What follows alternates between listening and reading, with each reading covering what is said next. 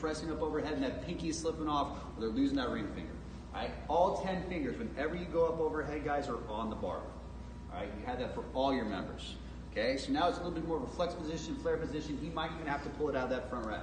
Okay, but now what can he do? He can still engage his butt, he can flex his belly. Okay, now for this barbell, to come up in a very nice straight path up overhead. All right, what does he have to do to clear his chin? Pull it back, right, and up and out of the way. Okay, quickest point from A to B is what?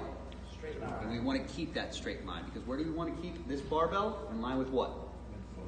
His midfoot. Exactly where we want the load to be. All right? So, activation piece here, he's going to squeeze his butt, flex his belly, pull his chin back, and he's going to actively press that bar to that overhead position in a nice straight path. As he finished, what did he do?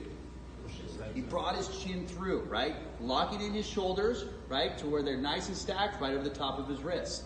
Wrist, elbow, shoulder, stack. He just stacked his skeleton using his muscles, right? Okay, and that's what you want to see there. When he's coming to retract it, same thing's going to happen. He's going to kick his chin out of the way, and he's going to settle right into that front rack position. Make sense? Okay? Same thing can be done, of course, with dumbbells, any kind of variation. But if anything, guys, don't let that barbell drift out in front. Okay? When we press, guys, what are some natural things we're going to see from people? Right? What are some elements that we're going to see from people that they just struggle with or they can't perform the movement correctly? Knees go forward. Knees forward, right? So they're not basically standing rigid, where we want that flexion through their quads and through their glutes. Have them stand tall in that position, for sure. What's another thing? Pressing the barbell. Leaning back. Leaning back. Leaning back. When we lean back, what are we getting involved? What are we trying to recruit? Chest. The chest, right? Naturally, people want to lean back and use that chest to press that thing up overhead. Lighten the load, lighten the barbell if you start to see this happen, guys. Have them reset, have them basically, they've worked into muscle fatigue and now they're trying to get their chest to recruit.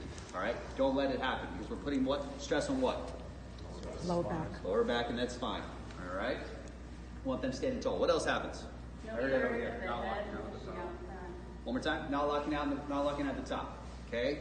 Not finishing that rep. Naturally, what you're going to see a lot of people is trying to do these arnold presses, right? Where it's just those short, quick reps right in front. We want full engagement from the skeleton, right? And from the muscles. So what we want to see, guys, is that head coming through and locking those shoulder blades into place every time. All right? What's another thing we see? Hands too wide. Great point. Great point. Hand position, right? Where do we want those hands? Right outside the what? The shoulders, right? There might be some limitation, all right, from some bigger gentlemen, right, when it comes to actually getting their hands right outside their shoulders. I'm okay with a little bit of a clearance, probably about a thumb's width off those shoulders to get into that overhead, right? We have shoulder barbells, guys, so you're not going to have a ton of clearance in pressing the barbell up overhead. But if you're seeing guys, go ahead and reach up overhead for me. If you're seeing guys finishing in this position, so head up, where it's out in front of them, and you can see that they're struggling to pull that barbell up overhead, have them just get a little bit wider with their hands so that clearance can happen, right? So they can lock those shoulders into place and still have that belly engagement.